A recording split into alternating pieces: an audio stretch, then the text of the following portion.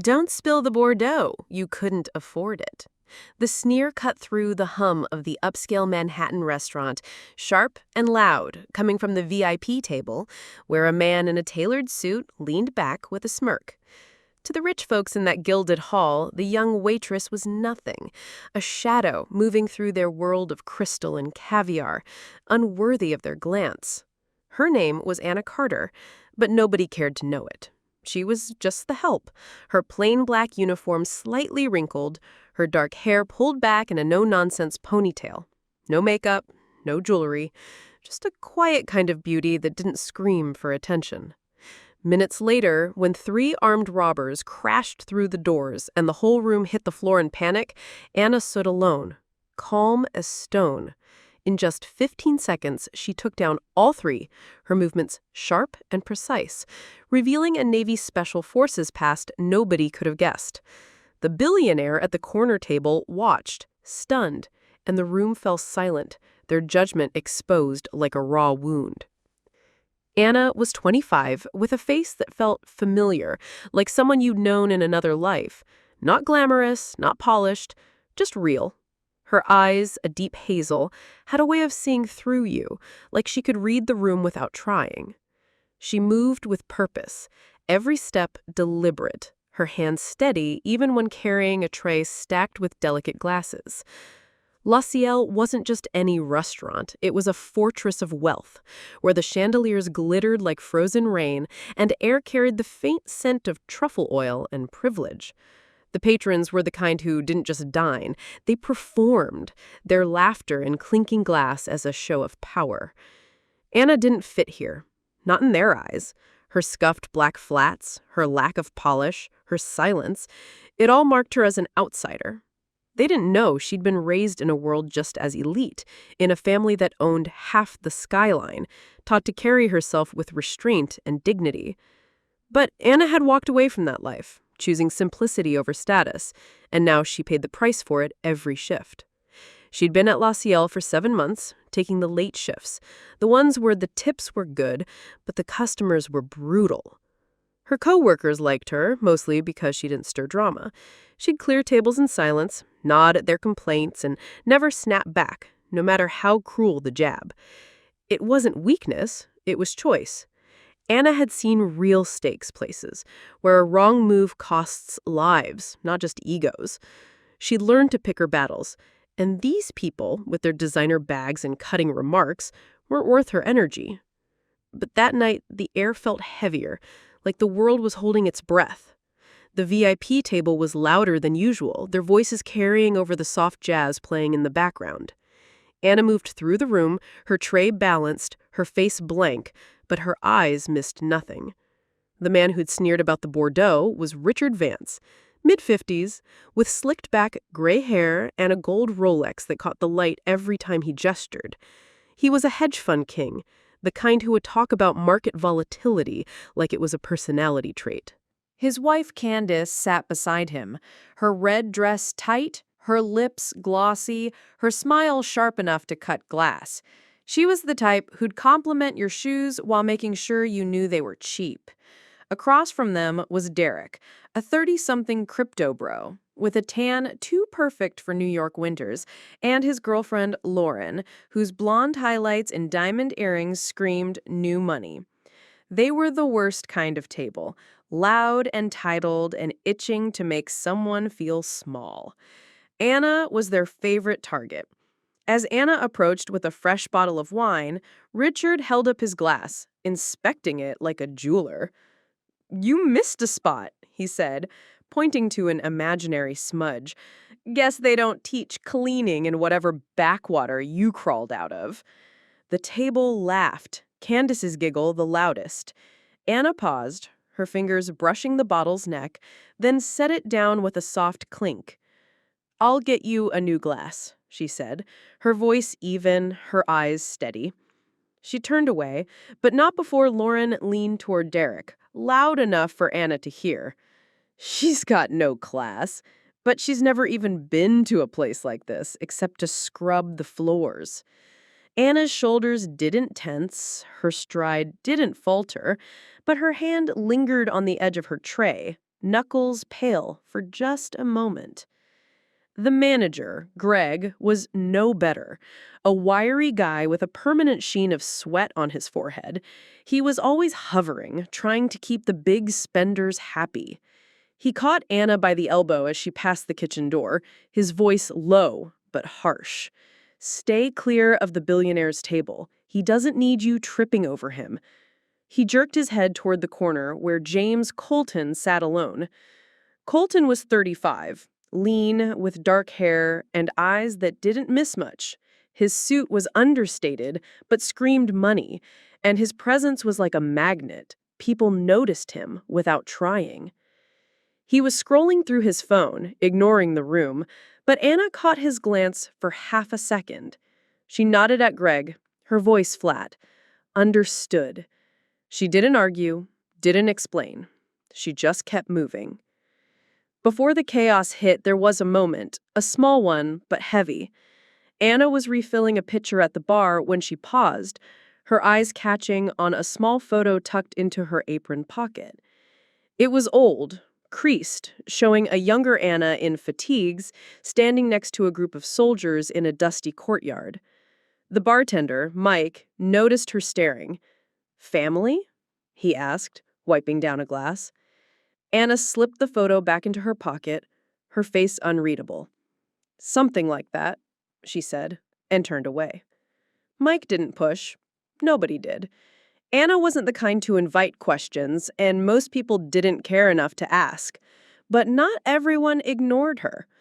A hostess, Jenna, a 22-year-old with a sharp tongue and a habit of sucking up to the rich guests, caught Anna by the bar later that night. She was twirling a strand of her hair, her eyes glinting with something mean. "You know, Anna, you should smile more. You're bringing down the vibe. Nobody wants a gloomy waitress serving their $500 dinner." Jenna's voice was loud enough to draw a few glances from nearby tables. Anna set the pitcher down, her movement slow, deliberate. "I'm here to work, not perform," she said, her tone calm but firm. Jenna smirked, undeterred. "Yeah, well, maybe if you tried harder, you wouldn't look like you just rolled out of a shelter." A couple at a nearby table snickered, and Anna's hand paused on the pitcher, her fingers tightening just enough to show a flicker of strain before she walked away. "Hey, real quick, while this story's sinking in, grab your phone, hit that like button, and drop a comment below. Maybe share a time someone judged you wrong, made you feel small. It helps keep this channel alive, telling stories like Anna's for folks who've been there. And please hit subscribe. It's a small thing, but it means we can keep sharing these moments of truth. All right, let's get back to what happened. The night was rolling along, the restaurant buzzing with the usual mix of arrogance and wine, when the front doors slammed open. 3 men in black ski masks burst in, their boots thudding on the polished floor, guns raised high. "Everybody down!" the leader shouted, his voice rough, like he'd smoked a pack a day for years. The room exploded into chaos. Glasses shattered as guests dove under tables, their expensive suits and dresses dragging through spilled wine. Richard Vance yanked Candace down, his Rolex catching on the tablecloth, tearing it. Candace let out a sharp cry, clutching her purse like it was her lifeline. Derek was already on his knees, muttering, "Take what you want, just don't shoot." Lauren's sobs were loud, her mascara streaking down her face. James Colton, the billionaire, froze, his face pale, his fingers fumbling to pull off his watch and ring, ready to hand them over. Anna was in the center of the room, holding a tray of empty glasses. She didn't drop it. She didn't scream. She just stood there, her eyes scanning the robbers 1, 2, 3 like she was counting exits. The leader, a stocky guy with a scar above his eyebrow, zeroed in on her. He stormed over, his gun aimed at her chest. "What's wrong with you? Get on the floor!" He barked, his voice echoing. The other 2 robbers were shouting at the guests, waving their guns, demanding wallets and jewelry. A woman at a nearby table, her pearls clutched tight, whispered, "She's insane. Why isn't she moving?" Anna's group on the tray was steady, her breathing slow, almost too calm. The leader stepped closer, the barrel of his gun now inches from her forehead. "You deaf? Kneel." As the leader loomed over her, a guest at a nearby table, a middle-aged woman in a velvet blazer, hissed under her breath, "She's going to ruin this for all of us." Her voice was low but venomous, her eyes darting between Anna and the gun. She clutched her husband's arm, her manicured nails digging into his sleeve. "Why can't she just do what they say?"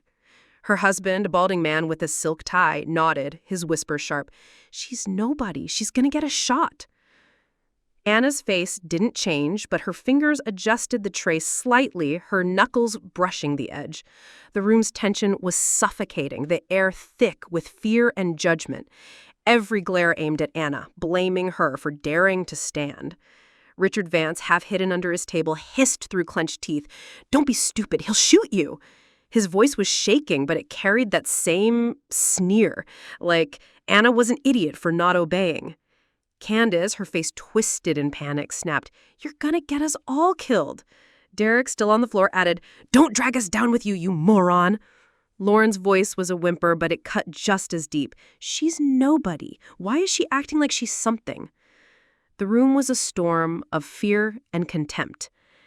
Every eye on Anna, judging her, blaming her. They didn't want her to fight. They wanted her to break, to prove she was as small as they thought. Anna didn't break. She exhaled, slow and deliberate, her eyes locked on the leaders. In one smooth motion, she shifted her weight, stepping just outside the gun's line of fire. Before he could react, she grabbed his wrist, twisted it hard, and the gun hit the floor with a clatter. Her elbow came down fast, catching his jaw, and he dropped like a sack of flour. The tray in her other hand didn't even shake. She set it down on a table, her movements precise, like she was just clearing a plate. The room gasped a collective, "What just happened?" rippling through the air. The other two robbers froze, their guns still raised, but their confidence cracked. Anna stood there, her posture loose but ready, her eyes never leaving them. In that frozen moment, a waiter named Tony, who'd always been friendly to Anna, crawled out from behind a table, his face pale. "Anna, stop," he whispered, his voice shaking. "You're making it worse." He was young, barely 20, with a nervous habit of tugging at his collar. He'd always shared tips with her, but now his eyes were wide with fear, his hands raised like he was pleading. "Just get down, please." "You're not a cop." The guests nearby nodded, their whispers growing louder. "He's right," a man in a tuxedo muttered. "She's out of control." Anna glanced at Tony, her expression unreadable, then turned back to the robbers. Her silence wasn't defiance, it was focus, but to the room, it looked like arrogance. Back in another life, Anna had been somewhere else, a dusty street in a war zone, the air thick with heat and the smell of diesel. She was 20 and fatigued, her rifle slung across her back. Her team was moving through a checkpoint, kids running nearby, shouting for candy. She had tossed a piece to a boy, his grin wide and gap-toothed, before her sergeant called her back to focus. That moment flashed through her now unbidden as she stood in Lyciel. She pushed it down, her hands steady, her focus sharp. The restaurant wasn't a battlefield, but her body knew what to do. The second robber, a lanky guy with twitchy hands, snapped out of his shock. He charged at her, screaming, "You think you're a hero, bitch?" His gun was still in his hand, but his aim was sloppy, his steps panicked. The guests didn't cheer. They turned on her. Candace, crouched behind a chair, shrieked, "She's gonna get us killed!" Her voice was shrill, her hands shaking as she clutched her purse. Greg, the manager, was trembling, his face red with panic. "Stand down, Anna. Let the police handle it." Derek, still on the floor, muttered, "She's out of her damn mind." Even Lauren, sobbing, managed a jab. "She's nobody. She's going to ruin everything." Anna didn't look at them. She ducked under the robber's wild swing, spun, and drove her foot into his stomach. He crashed through a glass table, the shatter loud enough to make half the room flinch. As the glass settled, a woman in a gold dress, her earrings dangling like chandeliers, stood up slightly, her voice dripping with disdain. "Who does she think she is? Some action movie star." She was shaking, but her words were sharp, meant to cut. She's putting on a show, and we're all paying for it. Her husband, a heavy-set man with a Rolex matching Richard's, nodded. She's reckless. A waitress shouldn't be playing hero. Anna's hand paused on the table where she'd set her tray, her fingers brushing the edge, but she didn't turn. The room's hostility was palpable, a wave of resentment crashing over her. They didn't see courage. They saw a nobody stepping out of line. The third robber was different. He didn't rush in blindly. He pulled a knife, its blade catching the chandelier light, and moved toward her, slow and deliberate. "You're dead," he growled, lunging low, aiming for her side. Anna sidestepped, her movements fluid like she'd done this 1,000 times.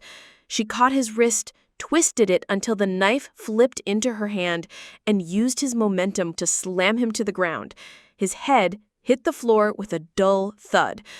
It was over in 15 seconds. 3 men down, groaning or unconscious. The room stunned into silence.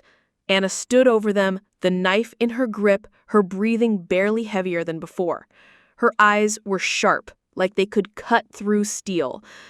Right then, a guest, an older man with a silver beard, his suit crumpled from crawling, pointed at Anna, his voice loud enough to carry. "She's dangerous! You saw how she moved?" His wife, clutching a diamond bracelet, nodded frantically. "She's not one of us. She's gotta be some kind of plant, maybe working with them." The accusation hung in the air, absurd but vicious, and a few heads turned, murmurs spreading. Anna set the knife down carefully, her movements slow, deliberate, as if to prove she wasn't a threat, but her eyes flicked to the man just for a second, and he shrank back, his bravado faltering under her steady gaze. The police arrived minutes later, their radios crackling, their boots heavy on the floor. They cuffed the robbers, dragging them out as they groaned. The guests started to stand, their voices rising in nervous chatter. But the whispers about Anna didn't stop. A man in a pinstripe suit, his tie askew, leaned toward his date. Maybe she's a criminal herself. Normal people don't fight like that. Greg, the manager, was wiping sweat from his brow, his eyes narrow as he approached Anna. "What the hell was that? What have you been hiding from us?" His voice was loud, accusing, like she'd betrayed him by not being helpless. Candace, fixing her hair, added, "She's trouble. I knew it the second I saw her." Anna didn't respond. She just kept clearing glasses, her hands steady, her face blank. One of the cops, a grizzled guy with a buzz cut and a scar on his cheek, stopped dead when he saw her. He lowered his radio, his eyes wide. "My God! Sergeant Anna Carter, I thought you retired." The room went still, every head turning. Anna nodded just once, her voice soft but clear. "I just wanted a normal life." The officer shook his head, a faint smile breaking through. "Navy, Special Forces, counterterrorism. You trained with my unit back in 18, saved my ass in Kabul." The guests' faces changed. Richard's mouth tightened, Candace's eyes widened, Derek stared at the floor. Lauren's laugh was gone, replaced by a nervous fidgeting with her earrings. Anna didn't say another word. She didn't need to. As the police worked, a woman in a silk scarf, her hands still trembling, approached Anna, cautiously holding out a napkin. You dropped this," she said, her voice barely above a whisper.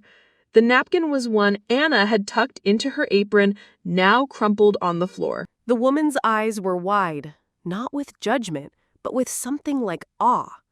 Anna took the napkin, her fingers brushing the woman's, and nodded slightly. "Thanks," she said, her tone soft but steady. The woman hesitated, then backed away, her husband pulling her close, whispering something that made her look down.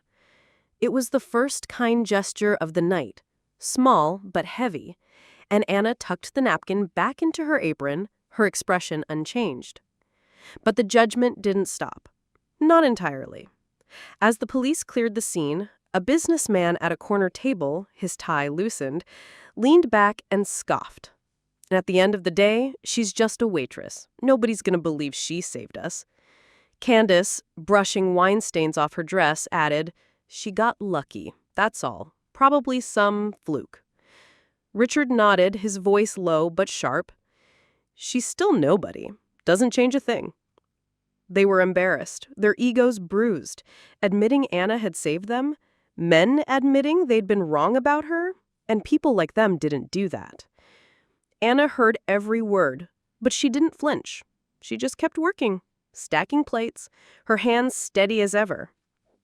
During the cleanup, Greg pulled Anna aside again, his face flushed with anger. "You could have gotten us sued," he snapped, his hands gesturing wildly. "You think you're some kind of vigilante? You're fired, Anna. Get your stuff and go." The room quieted, heads turning. Anna set down the stack of plates she was holding, her movements slow, deliberate.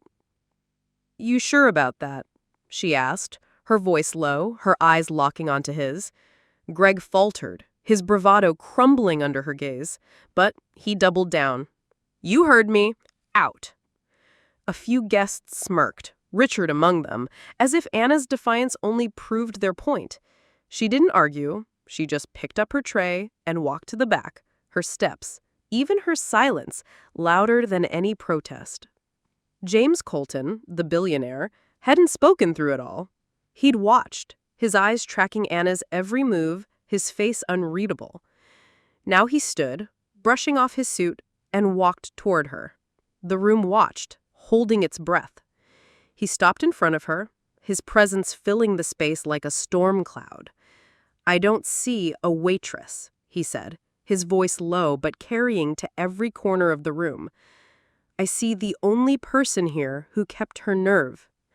He extended his hand. Anna looked at it, then at him, her expression calm but searching. She shook his hand, her grip firm, her eyes never wavering. "From today," he said louder now, "I appoint her head of security for my corporation." A murmur ran through the room. Richard's jaw dropped. Candace's glass slipped, spilling more wine. Derek looked away, his face red.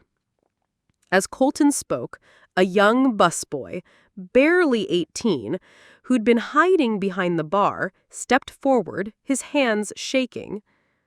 "I saw what you did," he said to Anna, his voice cracking but loud enough for the room to hear. "You saved us, all of us." His eyes were wide, his face flushed with admiration. The guests shifted uncomfortably, some looking away, others glaring at the boy like he'd betrayed them. Anna met his gaze, her expression softening for the first time that night. She nodded just once and said, "Just doing my job." The busboy swallowed hard, then stepped back, his courage spent. The moment hung in the air, a crack in the room's hostility, but it didn't last. The next morning, the headlines hit like a tidal wave. Billionaire chooses Waitress as head of security after robbery. The story spread across social media, security footage from Les Ciel leaking online. Anna's takedown was replayed in slow motion, her calm face a stark contrast to the chaos around her. The comments were endless. Some called her a hero. Others clung to their doubts, but the truth was out. Richard Vance's hedge fund took a hit when a viral post called out his Bordeaux sneer. "This guy mocked the woman who saved his life," the caption read with a clip of his smug face. His firm issued a panicked statement, but clients were already pulling out, their trust shaken. Candace's charity gala, set for the next month, lost its main sponsor after her dollar store comment went viral. The backlash was swift. Her socialite friends distanced themselves, their texts going unanswered. A week later, Anna walked into a boardroom for her first day as head of security. The executives, all in tailored suits, went quiet as she entered. One of them, a man with a slick smile, had been at Lissier that night, seated near Richard's table. He'd laughed at Candace's dollar store jab. Now he stood to offer her a chair, his hand trembling slightly. "It missed Carter," he said, his voice overly polite. "We're lucky to have you." Anna nodded, taking the seat without a word. Her desk had that same creased photo now in a small frame. She didn't mention it, didn't need to. The room's deference was new, but her steady gaze was the same. Derek's crypto startup didn't fare much better. A tweet from a tech blogger with 1 million followers read, "Crypto bro mocked a Navy vet who saved his ass? Investors, you cool with this?" His funding round stalled, his inbox flooded with demands for explanations. Lauren, who'd laughed about Anna's shoes, went silent online. Her Instagram locked down after screenshots of her comments spread. The consequences weren't loud or dramatic, just the quiet weight of truth catching up. Anna didn't see most of it. She was already at her new job in a sleek office high above the city, her desk bare except for that same creased photo of her in fatigues. She didn't talk about the headlines, didn't post about the attention. She just did her work, same as always. At a security briefing, one of Colton's aides, a young woman with a nervous smile, approached Anna after the meeting. "I was at Lissiere," she said, her voice low, her hands twisting together. "I didn't say anything that night, but I saw how they treated you. I'm sorry." Anna looked at her, her expression unreadable, then nodded. "It's done," she said, her tone gentle but final. The aide hesitated, then handed Anna a small card with a handwritten note. "Thank you." Anna tucked it into her pocket next to the old photo and walked away. The gesture was small, but it landed like a stone in still water, rippling through her silence. But something had shifted. The way she moved through a room now, the way her eyes scanned for threats, it wasn't invisible anymore. People noticed. They deferred to her, their voices quieter when she spoke. In meetings, her suggestions carried weight, her presence enough to shift the mood. When James Colton walked in, his nod to her was enough to silence the chatter. She wasn't just the woman who'd taken down 3 robbers. She was the woman who'd changed the room without saying a word. Her silence wasn't weakness anymore. It was power. Years ago, Anna had walked away from that life, medals pinned to a uniform she'd packed away, missions she'd never talk about, a weight she didn't want to carry. She'd chosen a small apartment, a quiet job, a life where she didn't have to be a hero. But that night in Lissiere, when the door slammed open and the guns came out, she didn't have a choice. It wasn't about proving anything. It was just who she was. And now, standing at the window of her new office, the city sprawling below, she didn't feel like she'd won. She just felt like herself, steady and sure, the way she'd always been. One evening, as Anna left the office, a street vendor outside the building called out to her, holding up a cheap bracelet. "For you, lady," he said, his grin wide. The moment hit her like a wave. She froze, her hand halfway to her bag, the memory of that dusty market flooding back. She took the bracelet, her fingers brushing the beads, and handed him a bill. "Keep the change," she said, her voice soft. The vendor nodded, unaware of the weight of that small gesture. Anna slipped the bracelet into her pocket, next to the photo and the note, and kept walking, her steps steady, her eyes forward. For everyone watching who's ever been looked down on, who's ever been told they're not enough, this is your story.